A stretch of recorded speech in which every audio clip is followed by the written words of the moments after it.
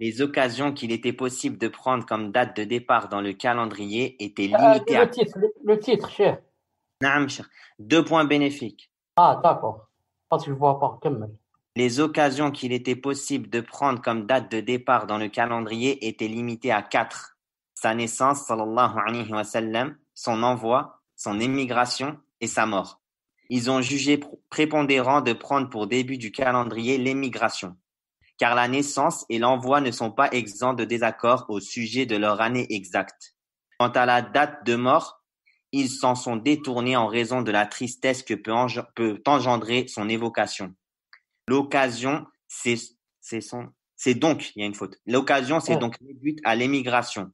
C'est Al-Hafiz ibn Hajar al-Asqalani qui a fait cette remarque, alayhi rahmatullah, voir dans Fath al-Bari, tome 7, page 267 à 269. Non, jazakallahu khair. Il parle ici par rapport à la naissance du prophète islam et l'envoi. Et surtout sa naissance, c'est plein de désaccords au sujet de l'année exacte, quand est-ce qu'il est né, sallallahu alayhi wa sallam, mais encore le jour. Même si le jour, la vie le plus fort, c'est lundi, et on a cité le hadith authentique. Quant à la date de la mort, les musulmans se sont détournés en raison de la tristesse que cela peut engendrer lors de son évocation.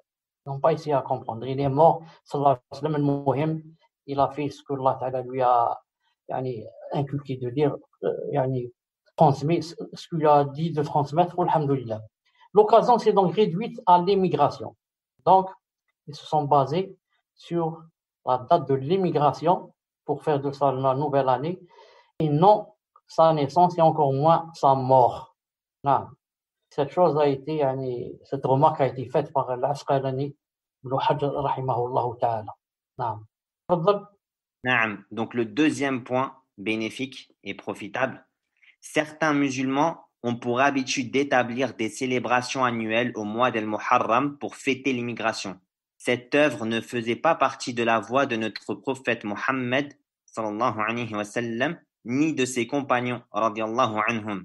C'est donc une œuvre inventée qui est en dehors de sa sunna alayhi salatu wassalam. Sallallahu alayhi wa sallam. Certains musulmans ont pris pour l'habitude d'établir une célébration annuelle au mois d'Al-Muharram. Oh, le Muharram, ils font beaucoup de bid'a. Surtout les Rawafid, n'en parlons pas. Non. Et des bid'a au mois de Rajab, des bid'a au mois de Shawwal, des bid'a, et comme ça. Le croyant, le talibul ilm, il ne fait jamais une chose avant de demander aux savants. Et avant de chercher, faire des recherches. Cette chose existe ou n'existe pas. C'est pas parce que on a hérité ça de père en père que ça veut dire que ça existe. Non, ça n'existe pas. Si on prend seulement le Mawlid al-Nabawi, la date de naissance, l'anniversaire de la naissance du prophète, ça existe dans la sunna, ça n'existe pas. Le prophète ne l'a pas fait. Les 4 grands califes, les plus proches de lui, qui l'aiment beaucoup, ne l'ont pas fait. Tous les sahaba ensuite, 18 000 ou plus, ne l'ont pas fait. Ensuite, les 4 grands imams, Malik, Abu Hanifa, Shafi'i, Ahmed, ne l'ont pas fait. Les tabi'in ne l'ont pas fait. Jusqu'au 4e siècle où les Rawafid ont commencé à faire les Fatimiyoun, les Fatimides. Ce sont eux qui ont commencé à faire cette chose, et à investir des sommes colossales en cela. Mais pour construire des mosquées ou faire prêcher le tawhid ou la sunna, non. C'est pour faire les bid'a ils utilisent toutes ces sommes. Allah Ta'ala nous préserve. Donc, celui qui aime le prophète, c'est celui qui le suit. Suit au maximum dans la parole cachée. Et ce n'est pas celui qui fait le mawlid et qui fait ces fêtes-là. Car fêter et faire des pétards, éclater des pétards, c'est la chose la plus facile que tout le monde peut faire. Même quelqu'un en état d'alcool, sous, il peut jeter des pétards et faire la fête et manger cette nuit-là jusqu'à se rassasier. Mais est-ce qu'il jeûne le lundi et jeudi? Est-ce qu'il prie la nuit? Est-ce qu'il fait la sunna du prophète dans ses vêtements, dans la façon de se comporter, et comme ça? Non. Donc, il faut éviter toute fête jusqu'à ce que je sois sûr qu'il y a un délit de cela. Ensuite, il y a une chose. Des fois, la personne, se trouve ou vit avec des parents, par exemple, qui font des fêtes de Noël, surtout là-bas, les reconvertis, etc. Ils sont et elles sont éprouvés, qu'Allah Ta'ala soit avec eux. Et comment qu'ils doivent faire? Non. Il faut, Inch'Allah Ta'ala, être strict, non, pour ne pas assister, Billah Ta'ala, et faire des calculs à l'avance. Moi, je sais que c'est dans une semaine la Noël, donc je commence à me préparer pour trouver des excuses, des excuses plausibles, non, pour voyager ou pour aller chez une sœur ou pour je ne sais pas quoi, pour tomber malade. Je vais tomber malade, je ne sais pas quoi, le moyen pour ne pas assister. Ensuite, par rapport à ce qu'on donne, à la nourriture, au gâteau, etc., la règle que je vais vous donner, qu'a donné Timi, bien sûr, c'est pas la mienne, c'est que pendant ces fêtes-là, ces fêtes interdites, hein, bien sûr, il n'est pas permis de manger ce qu'on prépare à cause de ces fêtes-là. Comme a dit Cheikh Ben Uthaymin, il a dit toute chose préparée, toute chose, tout aliment, tout gâteau, tout préparé en l'occasion d'une fête qui n'est pas permise est interdit à manger. Tout aliment, toute chose préparée à cause de, par exemple, le chocolat qu'on prépare pendant la Noël, les sabots, etc.